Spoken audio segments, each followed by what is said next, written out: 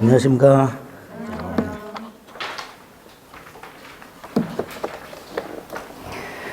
135페이지 요약집 계약의 성립할 차례죠. 계약법 총론 보고 있죠. 지난주에 계약의 뜻 봤고요. 계약 자유원칙, 그다음에 약관규제법 이런 거죠. 계약의 종류까지 봤어요. 자, 세 번째 계약의 성립, 아주 중요하죠. 꼭 한 문제 나온다 생각하시면 됩니다. 계약의 성립은 계약의 체결을 말하죠. 여기 이제 민법 조문이 527조부터 534조까지 있어요. 이거 암기하셔야 돼요. 요약서에 있는 조문을 달달달 암기를 좀 해주셔야 됩니다. 조문 자체가 아주 잘 나옵니다. 자, 계약이 성립했다. 성립하는 경우 어떻게 성립하는가? 자, 계약은 법률행위니까요. 우리가 민법 총칙에서 봤던 법률행위의 성립 요건, 당연히 그걸 갖춰야 돼요. 일반적 성립 요건이라고 계약을 포함하는 모든 법률행위가 공통적으로 갖춰야 될 성립 요건이 세 가지가 있었습니다. 다 법률행위는 당사자가 있어야 되고요. 법률행위 목적이 있어야 되고요. 의사표시가 있어야 되죠. 여기에다가 계약은 혼자 하는 게 아니니까 당사자가 필연적으로 둘이 필요합니다. 양당사자. 의사표시도 두 개가 필요하죠. 계약을 요청하는 청약의 의사표시와 이걸 수락하는 승낙의 의사표시. 이게 필요하고요. 엔드. 당사자가 일치해야 되고요. 청약과 승낙의 내용이 일치해야 계약이 성립합니다. 당사자가 일치하는 것을 주관적 합치, 청약과 승낙의 내용이 일치하는 걸 객관적 합치 이렇게 부릅니다. 자, 당사자가 일치한다는 건 이런 거죠. 갑이 을에게 청약을 했다면 을이 승낙을 해야 계약이 성립한다 이런 뜻이죠. 갑이 을에게 청약을 했는데 엉뚱한 병이 승낙을 했다. 계약은 당연히 성립하지 않게 됩니다. 또 객관적 합치는 1억에 사라고 청약을 했는데 9천만 원에 사겠다고 승낙을 했다. 당연히 계약은 성립하지 않게 됩니다. 이렇게 당사자 일치, 청약과 승낙의 내용이 일치해야 계약이 성립합니다. 만약에 불일치하면 이걸 불합의라고 합니다. 당연히 계약은 성립하지 않지요. 불합의하면. 자, 이때 불합의가 두 가지 생각하셔야 돼요. 하나는 이 불합치한다는 것을 당사자가 알고 있는 경우, 이걸 의식적 불합의 이렇게 부릅니다. 알고 있는 경우. 모르고 있는 경우, 불합치한다고 당사자가 모르는 경우를 무의식적 불합의를. 자, 당사자가 불합치한다는 걸 알든 모르든 계약은 성립하지 않습니다. 두 번째, 불합치하는 정도가 아무리 근소하더라도 역시 계약은 성립하지 않는다는 거. 요 정도 기억을 해 주셔야 됩니다. 그 다음 이제 구체적으로 청약과 승낙의 의사합치한 계약 성립이 있습니다. 요거 보기 전에 당사자가 도대체 누구냐, 이거 확정하는 문제가 있는데, 그거 이제 법률행 해석에서 한번 봤고요. 나중에 문제풀이에서 한번 볼 겁니다. 자, 제일 중요한 게 청약과 승낙의 의사합치한 계약 성립입니다. 대부분의 99% 이상 계약은 청약과 승낙이 합치함으로 성립하죠. 물론 이제 뒤에 가면 승낙 없이 계약이 성립하는 경우도 있습니다. 99% 이상. 청약과 승낙의 의사합치한 계약 성립에서 요 조문의 대부분이 청약과 승낙의 의사합치한 계약 성립에 관련된 규정들입니다. 청약은 계약을 요청하는 의사표시죠. 이 청약은 우리가 민법 총칙에서 봤던 민법 조문의 3단 구조, 법률 사실, 법률 요건, 법률 효과 중에서 법률 요건이 법률행위가 있죠. 그 법률행위 계약이 있죠. 그 계약을 구성하는 요소예요. 따라서 청약이나 승낙은 법률 요건이 아니라 그 구성 요소, 법률 사실 이렇게 되죠. 계약을 요청하는 의사표시고 법률 요건이 아니라 법률 사실이다 이렇게 돼요. 자, 여기부터 중요하죠. 청약자가 누구냐? 자동 판매기 설치 생각합니다. 자동 판매기 설치도 이 자동 판매기 안에 있는 물건을 얼마에 사라라는 청약인데요. 그 자동 판매기를 설치한 자, 즉 청약자, 특정한 누군가가 설치를 했겠죠. 다만 이 사람이 누구인지를 반드시 표시할 필요는 없지요. 여러분들은 자판기 누가 설치했는지 중요합니까? 중요하지 않죠. 그러니까 자판기 설치를 꼴 청약. 설치한 자, 청약자. 특정인이 설치했을 것이다. 다만 그게 누구인지는 굳이 표시될 필요는 없다. 이렇게 되죠. 누구에게 청약을 하는가? 사람을 콕 찍어서 야 네가 사라 이렇게 특정인에게 청약을 할 수도 있고요. 자동 판매기 설치처럼 불특정 다수인에게 청약을 할 수도 있죠. 다섯 번째, 청약의 내용은요. 구체적이고요. 확정적이어야 되죠. 자판기가 설치되어 있는데 물건만 사진이 붙어 있을 뿐 가격표가 없거나 가격표가 있는데 1,000원 또는 2,000원 이렇게 돼 있어. 똑같은 물건을. 그럼 사람들이 이거 고민하겠죠. 1,000원이요? 2,000원이요? 그러겠죠. 이러면 안 된다. 이건 청약이 아니라는 거죠. 청약은 승낙만 받으면 청약과 일치하는 승낙을 받으면 청약자가 계약이 체결될 정도로 구체적이고 확정적 내용이 들어 있어야 됩니다. 그래서 대법원도 어떤 물건을 사라고 청약을 하면서 구체적 가격을 제시하지 않았다면 청약이라 할 수가 없다. 이렇게 합니다. 그래서 청약의 유인이란 거하고 구별하지 않아요. 예를 들어서 상가를 분양하는 광고를 했다. 이게 청약이냐? 이게 청약이라면 이 광고를 본 사람이 사겠다 그러면 승낙이 될 것이고 계약이 체결돼야 되죠. 그죠? 그런데 상가 분양 광고 속에는 가격 같은 거 안 적혀 있죠. 청약의 유인이란 말이죠. 이걸 보고 사겠다는 게 청약이고요. 유인한 사람이 다시 승낙을 해야 계약이 성립하게 됩니다. 청약은 구체적이고 확정적이어야 한다. 즉 승낙만 받으면 계약이 성립돼야 된다. 따라서 청약을 유인하여 청약을 받아서 유인한 자가 다시 승낙을 하는 요구하고는 구별하자. 이렇게 되겠죠. 여섯 번째 청약의 효력이라고 청약은 계약 성립 가능성. 청약만 갖고는 계약이 성립하지 않으니까 청약의 효력이란 건 구체적으로 계약 성립 가능성을 말하는데 일단 누군가의 청약이 있어야 계약이 체결될 여지가 생긴다 이런 뜻입니다. 이 계약 성립 가능성이 언제 생기는가? 민법 총칙에서 봤죠? 111조 1항 상대방이 있는 의사표시는 상대방한테 도달함으로써 효력이 생기죠. 도달. 111조 2항도 있었죠? 청약자가 청약을 발송한 후 사망하거나 제한능력자가 되었다 하더라도 그 청약의 효력에는 아무런 영향을 미치지 않는다. 이것까지 나오게 돼요. 그 다음에 도달하면 효력이 생기니까 당연히 도달하기 전에는 철회할 수 있다. 청약이 상대방한테 도달한 후에는 철회하지 못한다. 이렇게 되겠죠. 철회라는 건 의사표시가 효력이 생기기 전에 소멸시키는 거라 그랬으니까 갑이 을에게 청약을 했고 그 청약이 을에게 도달을 했다. 효력이 생기니까 청약을 철회하지 못한다. 이렇게 되겠죠. 요게 527조 청약의 구속력이라고 부르는 거예요. 527조 청약은 철회하지 못한다. 이렇게.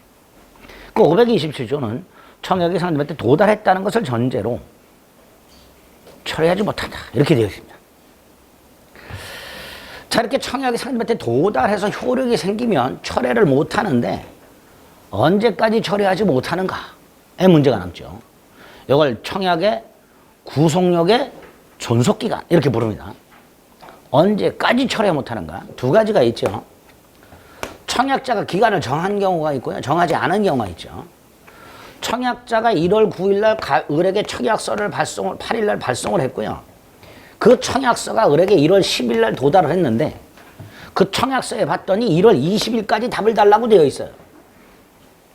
그럼 적어도 갑은 지가 정한 날짜 1월 20일까지는 철회 못하겠죠. 당연한 거죠. 20일까지 답을 달라고 그랬으니까. 만약에 기간을 정하지 않으면 상당한 기간 철회하지 못합니다. 나아가 528조 1항과 529조는 이때까지 철회 못한다. 엔드. 이때까지 승낙을 받지 못하면 청약자가 승낙을 받지 못하면 청약은 효력을 상실한다. 1월 20일까지 또는 상당한 기간 내에 청약자가 승낙을 받지 못하면 청약은 효력 상실 이렇게 되죠. 단순히 기간이 지나면 청약의 효력이 상실되는 게 아니라 승낙을 받지 못한 채 기간이 지나면 청약의 효력이 상실되는 거예요. 그러니까 당연히 을이 승낙을 했는데 갑에 청약을 받아가지고 을이 고민하다가 승낙을 했는데 승낙서를 19일 날 보냈어요. 갑에게. 그래서 그 승낙서가 21일 날 도달을 했어요. 갑한테. 기간이 지나서 도달했죠. 청약은 이미 효력이 상실된 상태에서 도달했죠. 그러니까 당연히 이건 계약이 성립하지 않는다 이렇게 될 것이고요. 530조에서는 다만 기간이 지나서 도달한 승낙은, 즉 연착한 승낙은 갑 청약자가 새 청약으로 볼 수 있다. 이렇게 해놨습니다. 그래서 보통의 연착의 경우에는 새 청약으로 볼 수 있다. 따라서 청약자가 다시 승낙을 하면 계약이 성립할 수도 있게 됩니다. 이렇게 527조와 528조 1항과 529조, 530조 여기까지가 가장 기본이 되는 종목입니다. 다만 이 연착과 관련해서 조금 이상한, 을이 승낙을 1월 19일 날 보내가지고 1월 20일 날 도달하는 보통의 연착하고 조금 다른 게 있더라고요. 을이 1월 10일 날 청약서를 받아가지고 11일 날 발송을 했어요. 을이 갑에게 1월 11일 날 승낙서를 발송했다면 이 승낙서는 당연히 20일까지는 갑에게 도달하고도 남죠. 그런데 이게 어찌된 영문인지 21일 날 도달을 했어요. 이때 을은 이미 승낙서를 11일 날 보냈죠. 연착했을 거라고는 꿈에도 생각 못하고 있겠죠. 그러니까 이런 경우에는 청약자 갑이 승낙자 을에게 통지를 해주란 말이에요. 통지를 해주란 말이에요. 연착했다는 사실을 통지하란 말이죠.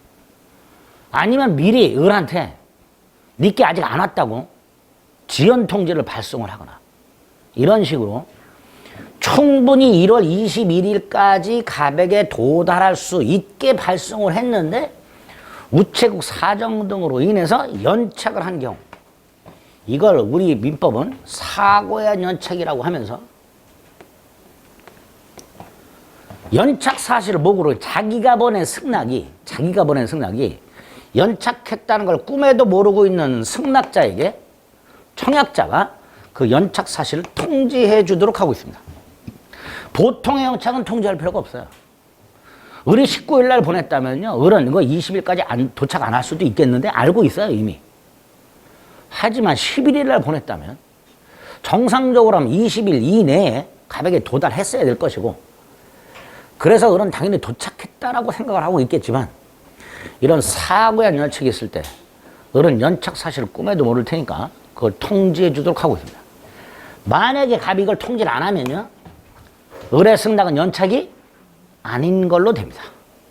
을의 승낙은 연착이 아니니까 계약은 성립한 걸로 처리하게 됩니다. 요 사고의 한 연착을 꼭 기억해 주셔야 됩니다. 청약 요 정도. 승낙. 계약을 수락하는 의사표시죠. 청약과 마찬가지로 법률 사실이죠. 누가 승낙을 할까요? 청약을 수령한 사람이 하겠지. 이때 청약을 수령한 사람은 승낙 의무는 당연히 없죠. 사라 그러면 무조건 사야 돼? 아니지. 안 산다 대답해 줄 필요 있어요? 그것도 없단 말이죠. 승낙 의무도 없고 회답 의무도 없다. 승낙 의무도 없고 회답 의무도 없다. 그러니까 당연히 청약자가 청약을 하면서 언제까지 회답하지 않으면 승낙한 걸로 간주하겠다 라고 써 있어, 청약서에. 이거 수령한 사람은 뭔 개소리요. 그럼 그만입니다. 수령자를 구속하지 않습니다. 그 청약서를 수령한 사람은 찢어버리면 그만이에요. 지가 뭔데? 뭔 개소리요. 그럼 그만이에요. 승낙 의무도 없고 회답 의무도 없다. 기억하셔야 돼요. 네 번째로 누구에게 승낙을 하는가? 당연히 특정한 청약자에게 해야 되죠. 청약은 특정인에게 할 수도 있고 불특정 다수인에게 할 수도 있지만 승낙은 반드시 특정한 청약자에게 하라 이렇게 되겠죠. 다섯 번째, 승낙의 내용은 반드시 청약과 일치해야 되죠. 그래서 청약의 내용을 비틀어서 변경을 해서 승낙을 하거나 그 청약에다가 조건을 붙여서 승낙을 하거나 이건 승낙이 될 수가 없습니다. 따라서 변경이나 조건을 붙여서 승낙을 했을 때는 청약을 거절하면서 동시에 새 청약으로 본다. 이렇게 돼 있습니다. 이게 534조죠. 여섯 번째, 승낙의 효력. 청약의 효력은 계약 성립 가능성이고요. 승낙은 계약 성립이죠.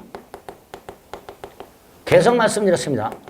청약과 일치하는 승낙만 있으면 계약이 성립한다고. 이때 언제 승낙의 효력이 발생하는가, 즉 계약은 언제 성립하는가? 원칙. 기간 내에 의뢰 승낙이 청약자 가백에 도달한 때. 승낙도 상대방이 있는 의사표시니까 원칙적으로 기간 내 승낙이 청약자한테 도달한 때 계약이 성립하게 됩니다. 그런데 여기서 조금 이상한 게 하나 있지요. 이게 제일 그지 같죠. 격지자 간의 계약은, 자 여기서 격지자는 우편물로 계약하는 사람들 생각하면 됩니다. 우편물. 승낙 통지를 발송할 때 성립한다. 격지자 간의 계약은 승낙 통지를 발송할 때 성립한다. 자, 여기서 이 531조를 우리 대법원은 두 군데에 적용을 합니다. 딱 두 군데에만 적용합니다. 이 조문을. 승낙 기간을 1월 20일로 정했고 을이 승낙서를 11일 날 발송을 했고 이게 13일 날 가백에 도달했어. 기간 내 가백에 도달했죠. 계약 성립했죠. 여기 적용을 합니다. 적용하면 어떻게 돼요? 계약은 언제 성립한다? 11일 날 성립한다. 11일 날 성립한다. 반면에 을이 승낙서를 19일 날 보냈습니다. 21일 날 가백에 도달했습니다. 기간이 지나서 도달했죠. 계약이 성립하지 않았습니다. 따라서 이거 적용 안 합니다. 발송 시 성립하는 거 아니냐? 아닙니다. 이건 이미 기간이 지나서 도달했기 때문에 계약은 성립하지 않은 거고요. 계약이 성립하지 않았으니까 언제 성립했는가를 적용할 필요가 없습니다. 그럼 하나 더. 여긴 적용 안 하고요. 여긴 적용을 하고요. 또 하나는 11일 날 발송을 했어요. 을이. 근데 우체국 사정으로 21일 날 도달했어요. 기간이 지나서 도달했죠. 다만 사고한 연착이죠. 그런데 갑이 통지를 안 했어요. 통지를 안 하면 이거 연착 아니라 그랬죠. 연착 아니니까 계약은 성립했죠. 여기에도 적용을 합니다. 여기에 적용하면 계약은 언제 성립했다? 10일에 성립했다. 이렇게 531조로 우리 대법원은 두 군데 적용하고 있다는 거 꼭 기억하시고 특히 이 두 번째 거. 11일 날 발송했으나 우체국 사정으로 21일 날 도착을 했고 갑은 기간이 지나서 도착했으므로 이걸 무시하였다. 통지하지 않았다. 따라서 의뢰 승낙은 연착하지 않았다. 따라서 계약은 성립했다. 언제? 발송 시. 이렇게 두 군데 적용을 하고 있다는 거 요거 기억하시면 됩니다. 이 다예요. 이렇게 계약은 99% 청약과 승낙이 의사합치로 성립을 합니다. 그 다음에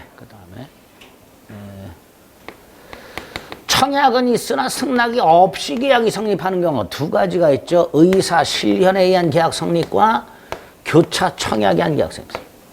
의사 실현은 이런 거죠. 청약은 있는데 승낙은 없어요. 승낙은 없고요. 승낙으로 볼 수 있는 일정한 사실이 있어요. 승낙으로 볼 수 있는 일정한 사실. 지하철에 앉아있는데 물건 판매하시는 분이 탑승하더니만 무릎에다가 마스크를 쫙 10개가 들어있는 걸 올려놔. 1,000원이라고 하면서. 청약이죠. 그분이 나한테 왔을 때 내가 1,000원을 주면 승낙이 되겠죠. 근데 그 전에 미리 뜯어갖고 내가 마스크를 착용을 해버렸어요. 사겠다는 거죠. 승낙하겠다는 거죠. 이렇게 승낙으로 볼 수 있는 일정한 사실이 있을 때 계약이 성립하는 것을 의사 실현에 의한 계약 성립 이렇게 부릅니다. 자, 개념은 그런데 판례 하나 기억하셔야 돼요. 예금 계약이 언제 성립하는가? 내가 돈을 들고요. 은행 가서 나 여기 예금할래. 이게 청약이에요. 이때 금융기관장이 돈을 받았고 확인하겠죠. 계수기에 넣어서 그 확인한 때 계약이 성립한다. 예금계약 체결 시기, 금융기관 직원이 돈을 확인한 때 의사실현행 계약 성립이라고 판례가 밝힌 판례. 예금계약 성립 시기 기억하시면 되고요. 교차청약은 내용만 기억하시면 돼요. 동일한 양청약이 교차한 경우, 갑이 을에게 청약, 근데 을도 갑에게 청약, 내용이 일치. 그러면 양청약이 도달한 때, 양청약이 모두 상대방한테 도달한 때 계약이 성립하게 되는 걸 교차청약의 계약 성립을 합니다. 이렇게 승낙 없이 계약이 성립하는 두 가지가 있더라. 이렇게 기억하시면 돼요. 자, 네 번째. 이렇게 계약이 성립했다 해서 그 계약이 다 유효한 건 아니죠. 계약이 성립한 다음에 두 번째로 판단해야 될 게 뭐예요? 그 계약이 유효냐 무효냐. 효력 요건. 예를 들어서 갑과 을 사이에 1월 10일 날 갑소유 주택을 매매 계약을 했어. 매매 계약이 체결됐어. 그 다음에 이 갑과 을 사이 주택 매매 계약이 유효하냐? 무효라면 권리 의무가 생기지 않으니까 유효하냐의 문제가 남고요. 그 유효 무효를 판단하는 기준이 민법총 측에서 일반적인 게 세 개가 있었죠. 당사자는 능력이 있을 것, 목적이 확정 가능적법 사이에서 타당성을 갖출 것, 의사표시가 일치하고 하자가 없을 것. 그죠? 그 중에 목적 요건 중에 가능성. 이 가능성이 계약에서 문제가 많이 됩니다. 갑과 을 사이 1월 10일 날 주택 매매 계약을 했는데요. 이 주택이 1월 9일 날 이미 멸실이 됐더라고요. 이런 걸 원시적 불능이라 하죠. 그죠?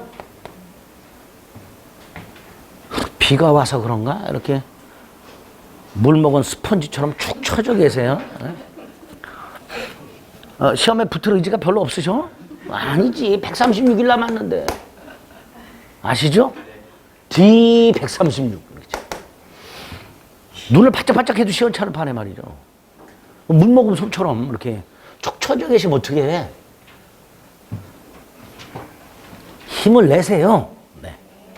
여러분들이 축 처져 계신다 해서 시간이 멈춰져 있지는 않습니다. 네? 무슨 불능? 원시적 불능. 원시적 불능은 계약은 무효고요. 계약이 무효라면 부당이득 반환으로 처리하면 끝이라 그랬죠. 그런데 여기서 추가적으로 문제가 있더란 말이죠. 어떤 문제? 갑은 주택이 1월 9일 날 이미 멸실됐다는 걸 알았거나 알 수 있었을 경우, 을은 전혀 모르고 있었을 경우, 당연히 갑은 을과 계약하면 돼요, 안 돼요? 안 되잖아. 멸실된 걸 뻔히 알면서도 팔겠다? 사기친 거죠.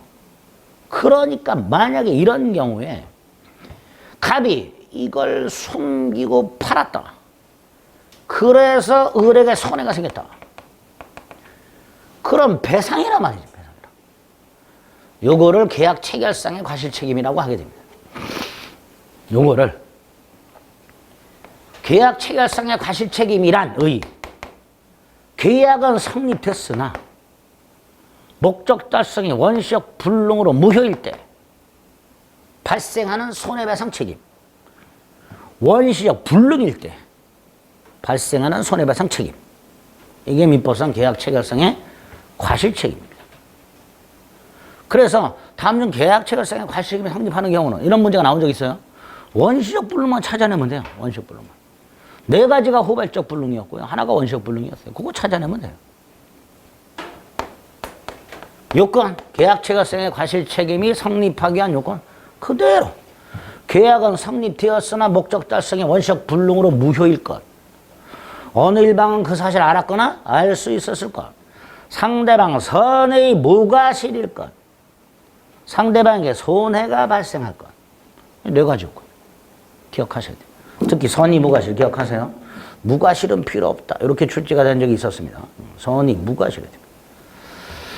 효과, 어떤 손해배상 책임을 지느냐? 이행이익을 넘지 않는 범위 내의 신뢰이익을 배상하라. 이렇게 돼요. 이행이익을 넘지 않는 범위 내에서 신뢰이익을 배상해라. 계약과 관련하여 발생한 손해배상이 두 가지가 있습니다. 계약과 관련하여 발생한 손해배상, 신뢰이익 배상이 있고 이행이익 배상이 있습니다. 구별은 이렇게 하면 돼요. 계약이 무효일 때는 신뢰이익 배상이고요. 계약이 유효할 때는 이행이익 배상이다. 이렇게 생각하시면 돼요. 이행이익은요, 계약이 유효해. 그럼 채무를 이행해야 되잖아. 안 했을 때 발생하는 게 이행이익 배상입니다. 그래서 계약 무효 신뢰이익, 계약 유효 이행이익. 무효니까 무슨 이익? 신뢰이익. 두 번째, 이게 보통 액수가 더 크니까, 더 커요. 그러니까 이거 너무 안 된다. 당연히 제한을 하겠지. 다만 535조에서는 신뢰이익을 이렇게 해놨죠. 계약의 유효를 믿었음으로 인하여. 믿는 게 뭐예요? 신뢰. 계약의 유효를 믿었음으로 인하여 받은 손해. 이행이익은 계약의 유효함, 유효함. 계약이 유효해. 믿었음으로 인하여 입은 손해, 신뢰이익. 계약의 유효함으로 인하여 생길 이익, 이행이익. 이렇게 조문을 만들어 놨다는 거예요. 그거 확인하셔야 돼요. 여기까지가 계약체결상의 과실책임인데, 이 계약체결상의 과실책임은 학자들이 확대 적용하자라고 주장을 해요. 차고 취소라든가 이런 데 확대 적용하자. 그런데 우리 대법원은 계약체결상의 과실책임을 딱 원시적 불능에만 적용합니다. 즉 확대 적용하지 않아요. 그래서 문제되는 게 계약 교섭 중 부당 교섭 파기. 계약을 파기하는 게 아닙니다. 이건 계약 체결되지 않은 상황이에요. 계약을 교섭을 하고 있다가 교섭을 파기하는 겁니다. 즉 계약 체결을 거부하는 겁니다. 그런데 계약 자유의 원칙이 있기 때문에 계약을 교섭하다가 하고 나서 상담하다가 다음에 올게요. 얼마든지 할 수 있죠. 물건도 이것저것 입어보다가 옷 같은 거 다음에 올게요. 얼마든지 할 수 있습니다. 그런데 그게 부당할 때 문제가 생겨요. 계약 교섭의 파기는 문제가 없는데 부당 파기가 문제가 됩니다. 이때 부당 파기란 일방 당사자가 상대방에게 계약이 체결될 것이라는 철석 같은 믿음을 심어줘요. 그래서 상대방이 그걸 믿고 행동했어. 그런데 이 믿음을 심어준 놈이 정당한 이유 없이 거부를 해. 그게 부당파기입니다. 정당한 이유 없이. 자, 이때 상대방에게 손해가 생긴 경우 이 손해를 배상해야 될 텐데 학자들은 계약체결상의 관심을 적용하자. 대법원은 안 된다. 그럼 대법원은 뭐냐? 불법행위 책임을 져라. 불법행위 손해배상 책임을 져라. 이게 판례의 태도입니다. 여기서 그 손해배상의 내용이 뭐냐? 두 가지. 을이 계약 체결을 믿었기 때문에 입은 손해, 신뢰 손해에 한정한다. 다만 을은 정신적 충격이 있을 거 아니냐? 정신적 손해배상은 따로 해라. 그리고 이 신뢰 손해에 포함되는 거, 을이 계약을 준비하면서 들어간 비용, 갑의 요구대로 계약을 아직 하진 않았지만 미리 이행을 하기 위해 지출한 비용, 이거 손해배상해라. 계약 준비비용, 계약 이행비용. 반면에 을이 제안서나 견적서를 작성했다. 갑이 을에게 제안서나 견적서를 요구했다. 그래서 을이 제안서나 견적서를 작성하면서 비용이 들었다. 그거 청구할 수 있냐? 그거는 안 된다. 제안서나 견적서를 작성할 때는 나하고 계약이 체결될 것이라는 신뢰가 있다 없다? 없다. 그러니까 제안서 견적서 작성 비용은 포함되지 않는데 요것만 따로 우리 시험에서 딱 나온 적이 있습니다. 그래서 오늘 판례 이 내용을 정확하게 숙지를 해 주셔야 됩니다. 여기까지가 일단 계약의 성립이다 라고 생각하시면 돼요. 135페이지 계약의 의의 중에 양가로의, 반가로의, 반가로의 이미 앞에서 봤던 것들이고요.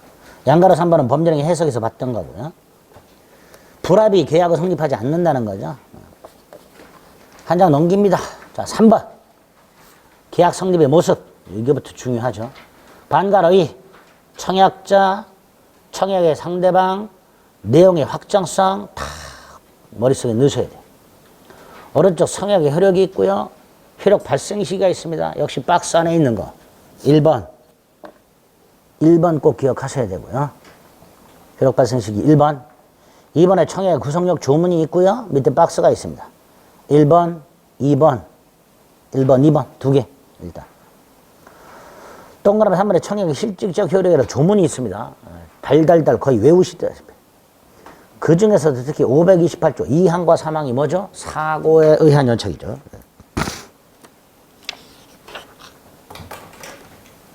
자, 다음 페이지 설명이 되어 있습니다. 니은의 청약 수령제 의무, 디귿 승낙적 격의 존속기간, 그 중에서도 승낙기간이 정해져 있다. 그 중에서도 2번의 양가로 2, 사고의 연착 조심하자. 그 다음에 반가로 사의 승낙, 동그라미 2번 534조 주문 기억하시고, 오른쪽 특별규정 531조 승낙통지를 발송할 때 성립한다. 격승발 기억하죠.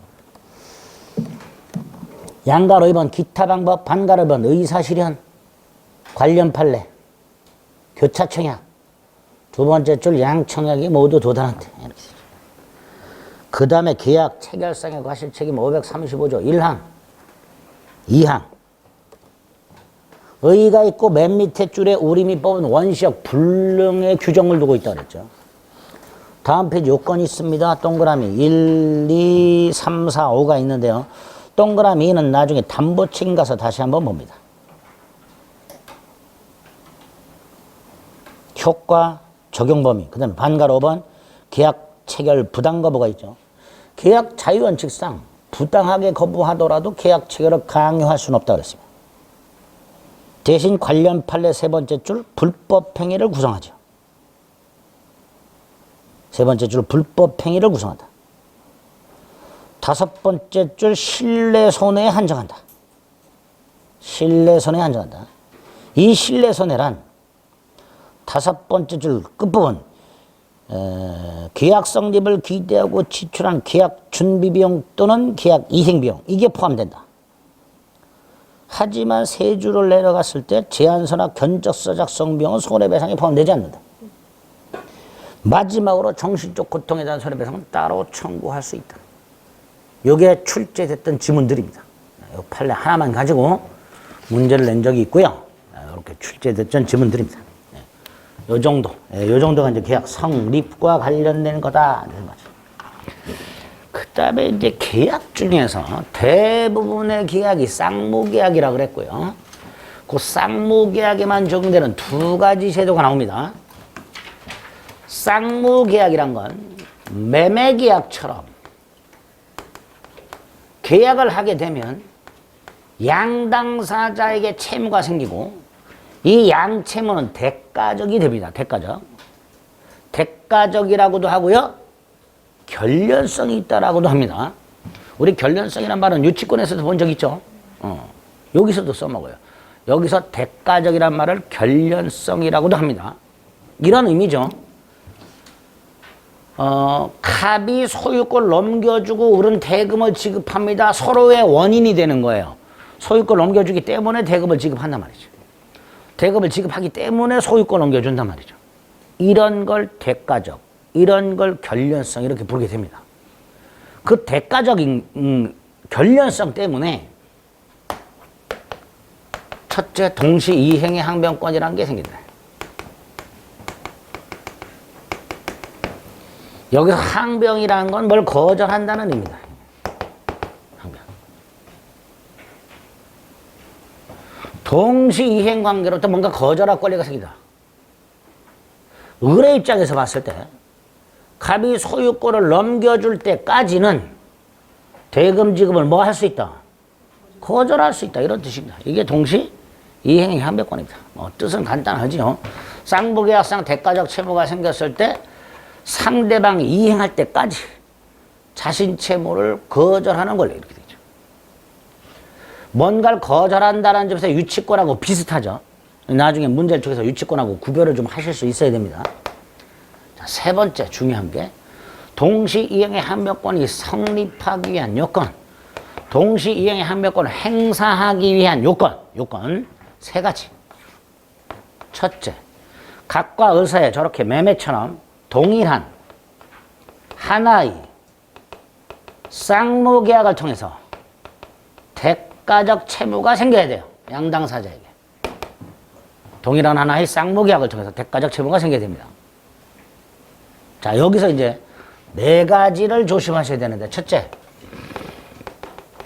별개의 약정을 통해 생긴 채무. 예를 들어서 갑과 을이 갑수요 임야를 1억에 매매하기로 했어요. 이 임야 매매 계약을 통해서 발생한 대가적 채무는 임야 소유권 이전과 대금 지급이 대가적 채무입니다. 이게 동생관계예요. 그런데 특약을 합니다. 이 임야 내에 있는 묘지 두 기를 이전하기로. 이때 갑의 묘지 두 기 이전 채무는 특약을 통해 생긴 별도의 채무예요. 따라서 이 채무는 계약상 을이 대금 지급 채무와는 원칙적으로 동생관계가 아니다. 이렇게 되죠. 아니다. 이 첫 번째. 두 번째로 갑의 채무가 갑의 잘못으로 이행불능이 돼서 손해배상 채무로 바뀌었을 때 갑의 채무가 을은 계약을 해지하면 됩니다. 그런데 만약에 을이 계약을 해지하지 않고 있다면 을의 대금 지급은 여전히 살아있는 상태입니다. 그죠? 그때 갑의 손해배상 채무와 을의 대금 지급 채무는 여전히 동생관계. 세 번째, 갑이 대금 채권을 팔았어. 채권 양도. 그래서 병이 을에게 대금을 청구해. 근데 을은 아직 갑수 소유권을 못 넘겨받았어. 당연히 을은 병한테 나 아직 갑으로서 소유권 못 넘겨받았다. 돈 못 준다. 라고 할 수 있어야죠. 채권이 양도됐다 하더라도 항변권은 소멸하지 않는다. 이렇게 또 을의 대금 지급 채무를 정이 인수했어. 그래서 갑이 정에게 대금을 청구해. 이때 정은 을은 아직 소유권을 못 넘겨받았잖아. 을에게 소유권을 넘겨줄 때까지는 돈 못 주겠다 할 수 있습니다. 이렇게 채권이 양도가 되거나 채무가 인수가 됨으로써 당사자가 설령 바뀌었다 하더라도 항변권은 소멸하지 않습니다. 반면에 처음에 1억 매매 계약을 했던 갑과 을이 얼마 후에 다시 만나가지고 대금을 1억 5천으로 바꿔요. 계약 내용을 변경했죠. 이걸 경계계약이라고 합니다. 당연히 경계계약이 있다면 기존의 항변권은 어떻게 된다? 소멸하죠. 1억 대금에 대한 항변권은 어떻게 된다? 소멸하게 될 겁니다. 이렇게 네 가지를 기억하시면 됩니다. 두 번째가 양채무가 모두 이행기여야 됩니다. 갑과 을이 소유권을 넘겨주면서 동시에 잔금을 치르기로 했어요. 소유권 넘겨주는 날짜, 엔드, 잔금 치르는 날짜가 일치하고요. 그 날짜가 도래했을 때 항변할 수 있게 됩니다. 그죠? 그러니까 만약에 소유권 넘겨주고 잔금 치르는 걸 동시에 하기로 했는데 을이 중도금을 먼저 지급하기로 했다. 중도금을 먼저 지급하기로 했다. 그러면 당연히 예를 들어서 1월 20일 날 중도금 지급하고 1월 30일 소유권 넘겨주고 잔금 치르고 했을 때 1월 20일 날 갑이 중도금을 청구하게 되면 갑은 아직 이행기가 안 됐죠. 그러니까 당연히 그런 항변권 행사할 수 없다. 거절할 수 없다. 그래서 원칙적으로 선이행 의무는요. 동시 이행의 항변권이라는 걸 행사할 수가 없습니다. 당연한 거죠. 그런데 예외가 있더라. 예외가. 하나가 불안의 항변권. 아파트를 분양받았고 중도금을 지급할 날짜가 됐는데 건설회사가 부도가 났어. 불안해서 못 주겠죠. 불안의 항변권이라고 해요. 또 하나는 그런 사정이 없는데도 우리 중도금을 지급할 날짜에 중도금을 지급하지 않은 채 민기적 거리다가 지체. 예? 선이행 의무 지체. 상대방 이행기가 도래. 1월 30일이 돼버렸어. 1월 20일 날 중도금을 지급해야 될 의리 정당한 이유 없이 지급하지 않은 채 민기적 거리다가 30일이 됐어. 그러면 우리 대법원 원래 갑의 소유권 이전과 동생관계였던 잔금 지급뿐만 아니라 선이행 의무였던 중도금 지급도 동시 이행관계가 된다. 판례입니다. 두 가지.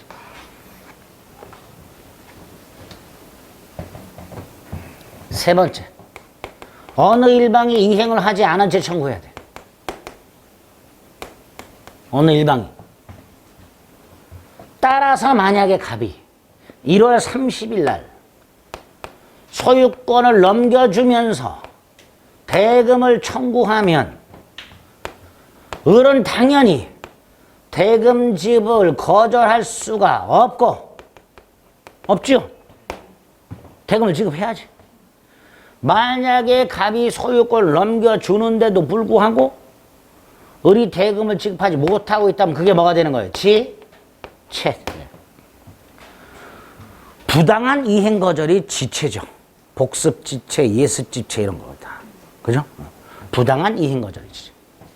문제는 며칠 있다가 갑이 다시 대금을 청구하면서 이때는 이행을 안 해. 그러면 을은 항변권 행사할 수 있게 됩니다. 즉 갑이 어느 일방이 이행하면서 청구를 함으로써 항변권을 행사할 수 없는 경우에도 그 항변권이 소멸하는 것은 아니다 말이에요. 그러니까 상대방이 이행을 중단한 채 재청구하면 지체에 빠졌던 을도 항변권 행사할 수 있다. 이렇게 됩니다. 이것도 조심하셔야 됩니다. 이게 동시 이행의 항변권을 행사하기 위한 요건. 이렇게 됩니다. 효과. 첫째, 연기적 항변권이라고 부르죠. 자신 채무를 잠시 뒤로 미루는 거예요. 연기적 항변권. 두 번째로, 항변권이 있다라는 건 정당하게 거절한다는 거죠. 그러니까 지체 책임이 없지. 연체자 같은 거 붙지 않겠지. 세 번째로, 소송. 갑이 을에게 소유권을 안 넘겨주면서 대금 지급 청구 소송을 제기했어. 당연히 을은 법원에서 항변권을 행사하고 있다는 걸 주장해야 될 것이고. 왜? 주장하지 않으면 법원은 판단하지 않는다 그랬으니까 주장해야죠. 이걸 주장해서 법원이 받아주면 법원은 무슨 판결한다? 원고 일부 승소 판결. 원고 패소 판결이 아니야. 을은 갑으로부터 소유권을 넘겨받는 것과 상환해서 대금을 지급하라. 이렇게 판결을 해줍니다. 유치권에서도 본 적 있죠? 원고 일부 승소 판결, 상환, 이행 판결. 이런 걸 해줍니다. 그 다음 동시 이행의 항변권이 붙은 채권을 자동 채권으로 상기하지 못합니다. 갑의 을에 대한 1억 매매대금 채권. 이 갑의 1억 매매대금 채권에는요, 을의 항변권이 붙어 있어요. 자, 갑의 매매대금 채권에 을의 항변권이 붙어 있다는 건 이런 뜻이죠. 갑이 을에게 매매대금을 청구하면 을은 뭐라 그런다? 소유권 넘겨줄 때까지는 대금 못 주겠다. 이렇게 할 수 있죠. 그러니까 매매대금 채권에는 항변권이 붙어 있다. 이렇게 말을 해요. 그런데 공교롭게도 을이 갑에게 1억을 빌려준 게 있었어요. 그러면 채권 액수가 같으니까 퉁칠 수 있죠. 그 퉁치는 걸 상계라고 합니다. 그리고 이 상계는 단독행위예요. 결국 갑이 일방적으로 퉁칠 수 있고요. 을도 일방적으로 퉁칠 수 있어. 여기서 상계를 하는 자가 가지고 있는 채권을 자동채권이라고 하고요. 상대방 채권을 수동채권이라고 합니다. 그러면 갑이 상계를 하면 자동, 수동 이렇게 됩니다. 을이 상계를 하면 자동, 수동 이렇게 됩니다. 그런데 갑이 상계하는 경우 일방적으로 자동, 수동이죠. 그죠? 갑이 상계했어요. 소멸합니다. 소멸합니다. 이것도 소멸합니다. 붙어있던 을의 항변권도 소멸해요. 여기서 갑이 상계했는데 을의 항변권이 소멸하죠. 을의 권리가 을의 의지와 상관없이 소멸하는 문제가 생겨요. 그러니까 안 된다. 갑은 상계하지 못한다.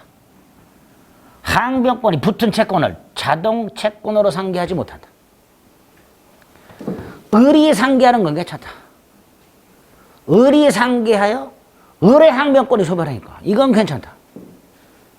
그러니까 항변권이 붙은 채권을 자동 채권으로 상계를 못하고 수동 채권으로 상계할 수 있다. 결과적으로 매도인은 상계하지 못한다. 매수인은 상계할 수 있다. 그죠? 동시 이행의 항변권이 붙은 채권을 자동 채권으로 상계하지 못한다. 암기하세요. 상계라는 제도가 우리 시험 범위가 아니야. 그런데 외워야 돼. 동시 이행의 항변권이 붙은 채권을 자동 채권으로 상계하지 못한다. 얘 두 개. 매도인은 상계하지 못한다. 임차인은 상계하지 못한다. 외우세요. 다섯 번째. 이렇게 동시 이행의 항변권이 붙어있는 채권도 소멸시효에 걸립니다. 그냥 단순히 기억하시면 돼요. 동시 이행의 항변권이 붙은 채권도 소멸시효에 걸린다. 마지막 동시 이행 관계를 확대해서 적용하는 경우가 생깁니다. 법률로 확대하는 경우 있고 판례가 확대하는 경우가 있어요. 예를 들어서요. 채무자가 돈을 갚는 거 하고요. 채권자가 영수증 주는 거를 우리 대법원은 동시이행관계라고 합니다. 그런데 채무자가 돈을 갚는 것과 채권자가 영수증을 주는 것은 쌍무 계약을 통한 채무가 아니지요. 채무자와 채권자 사이에 돈을 갚으면 영수증을 주기로 하는 계약을 한 적이 없단 말이죠. 그러니까 변제와 영수증 여부는 계약상 채무가 아니야. 아닌데 공평의 원칙상 동시행관계를 인정하고 있단 말이죠. 원칙적으로 동시행관계는 하나의 쌍무계약을 통해 발생한 채무여야 되는데 아님에도 동시행관계를 확대해서 인정하고 있단 말이죠. 법률로 우리가 전세권에서 봤던 317조 대표적이죠. 전세권 설정자의 전세금 반환과 전세권자의 목적물 반환 및 전세권 등기 말소에 필요한 서류 교부, 판례 이런 거. 근데 이게 합쳐갖고 20개가 넘어요. 근데 문제는 동시행관계인 거 골라라 아닌 거 골라라 나온단 말이죠. 그러니까 구별해야 돼. 근데 이게 20개가 넘어. 그런데 아닌 건 5개밖에 안 돼. 그러니까 우리는 동시행관계 아닌 거 더 있는데 대표적으로 시험 문제 나오는 게 5개가 있어. 5개 외워주면 돼요. 동시행관계 아닌 건 첫째가 변제와 채권증서 반환. 여기서 채권증서라는 건 차용증 생각하시면 돼요. 두 번째 변제와 담보권 말소. 예를 들어 변제와 저당권 말소, 변제와 담보 목적 소유권 등기 말소. 담보 목적 소유권 등기가 뭐였죠? 양도 담보권이었죠. 그런 거 말소하는 거 동생관계 아니다. 토지거래 허가 구역 내에서 토지거래 허가 신청 절차 협력 의무와 대금 지급 의무. 유동적 무효 상태에서는 대금 지급 의무 자체가 없다 그랬어요. 임차권 등기 명령에서 임차권 등기가 되어 있을 때 임대인의 보증금 반환과 임차권 등기 말소. 이런 것들 동생관계가 아니다, 판례가. 머리에 담아야 돼. 마지막 하나. 갑소유 땅에 근저당권자 을이 있었고 얘가 이 땅을 경매를 넣고 그래서 이 땅을 병이 경락을 받았고 병은 법원에다 대금을 납부했고 법원은 이걸로 배당을 했고 등기소에 촉탁해서 병의 이름으로 등기까지 끝났어.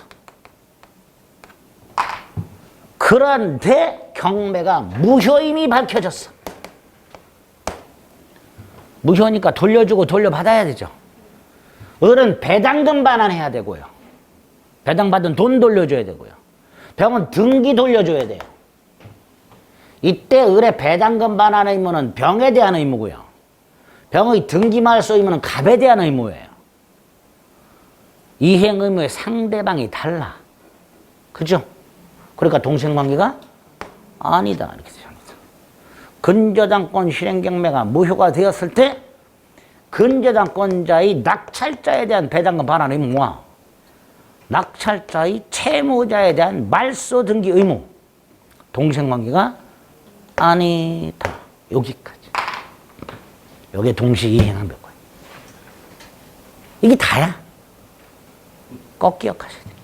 무조건 맞춰야 돼요. 자, 쌍무계약의 효력 두 번째가 위헌. 이건 간단해요. 위헌부담은.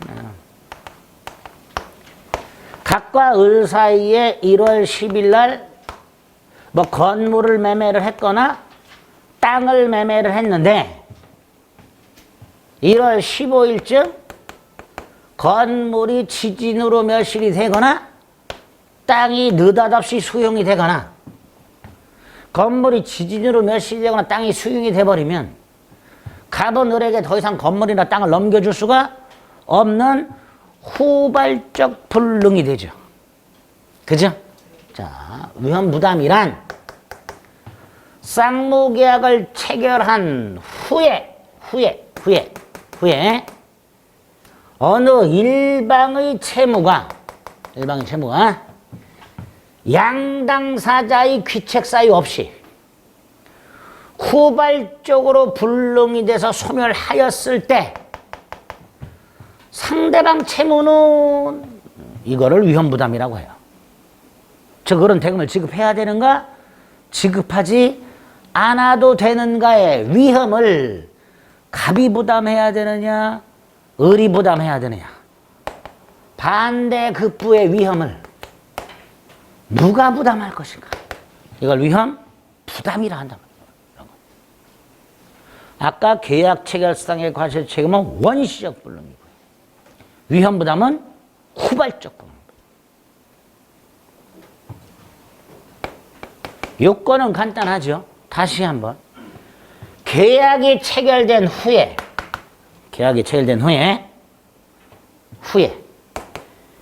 양당사자의 귀책 사유 없이 갑도 잘못 얻고 을도 잘못 얻고 어느 일방의 채무가 불능이 돼서 소멸하였을 것. 이게 요건이에요. 그죠? 어렵질 않아요. 그럼 효과. 누가 부담하느냐? 원칙. 이 불가능하게 된 채무의 채무자가 부담해라. 즉 갑이 부담해라. 갑이 부담한다는 것은 무슨 뜻이죠? 대금 청구할 수 없다. 이런 뜻이죠. 미리 받은 계약금 따위는 돌려줘라. 이런 뜻이죠. 이걸 채무자 위헌부담이라고 합니다. 이게 원칙이다. 다만 채권자 을이 부담하는 경우가 있더라. 자, 여기서요. 을은요. 땅이나 건물은 넘겨받지 못합니다. 지진으로 멸실됐고 수용이 됐습니다. 우리 땅이나 건물은 넘겨받지 못해요. 그럼에도 돈은 줘야 되는 경우 봐라. 그럼에도 돈을 줘야 되는 경우. 어떤 경우일까요? 을의 잘못이 있을 때. 누구의 잘못이 있을 때? 을의 잘못이 있을 때. 그게 두 가지예요. 하나가 건물 등이 지진으로 멸실된 게 아니고요. 을의 잘못으로 멸실된 경우.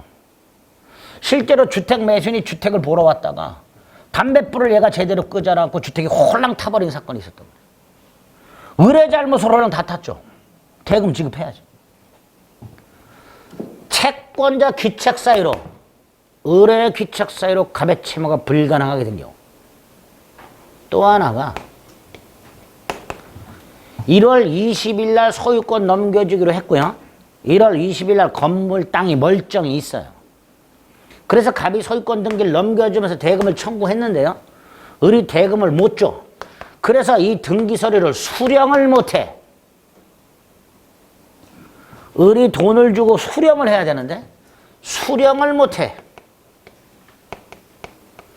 즉 채권자가 민기적거려. 그 상태에서 지진이 났어. 지진은 갑도 잘못이 없고 을도 잘못이 없는 거죠. 갑도 잘못이 없고 을도 잘못이 없으면 갑이 책임지는 게 원칙이지. 그런데 을이 지체 중이었단 말이지. 그러니까 을이 책임지라는 거야.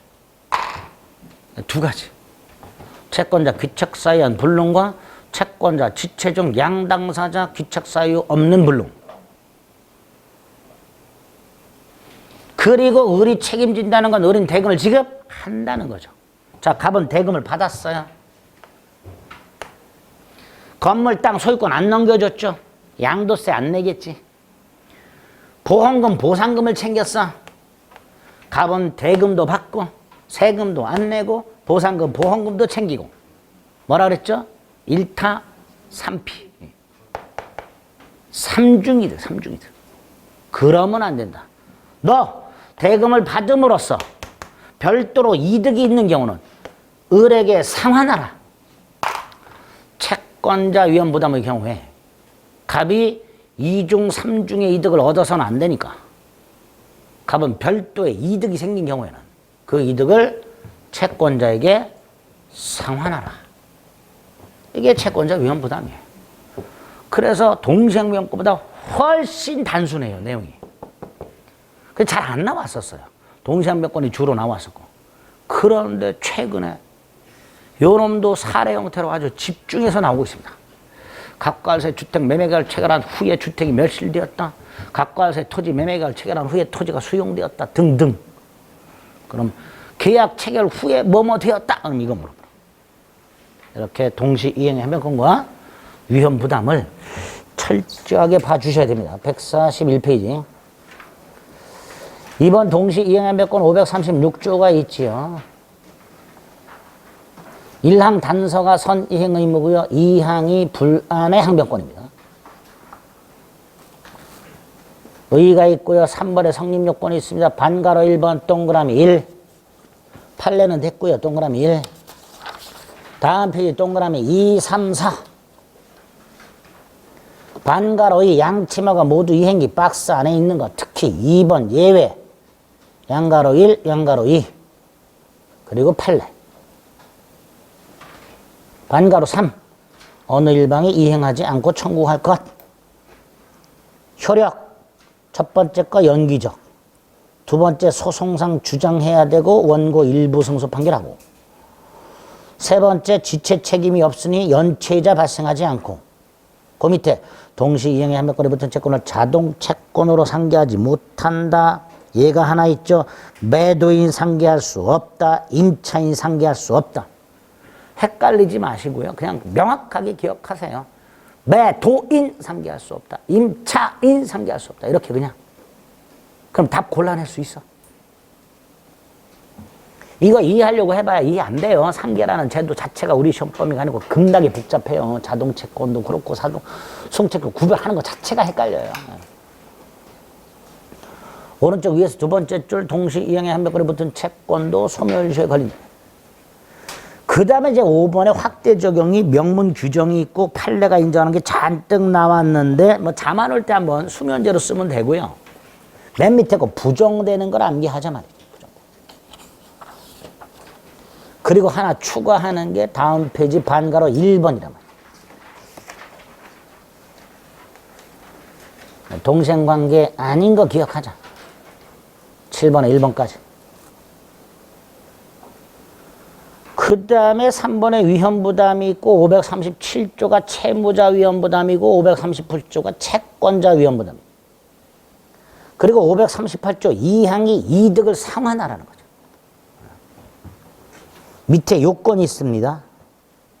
오로지 효과가 있어요. 박스 안에. 원칙과 예외로 나를 딱 그렇게 기억하시면 돼요. 너무 복잡하게 생각하지 마시고. 그래서 위험부담은 한 페이지도 안 돼요. 내용이. 나오면 무조건 맞추셔야 돼요. 물론 이거와 관련된 무슨 대상 청구권이라는 걸 판례가 인정하고 있는데 그건 나중에 문제를 통해서 정리할 겁니다. 이렇게 우리 민법상 있는 두 가지 제도 꼭 기억해달라. 지금 1교시 한 내용에서 3문제가 나옵니다.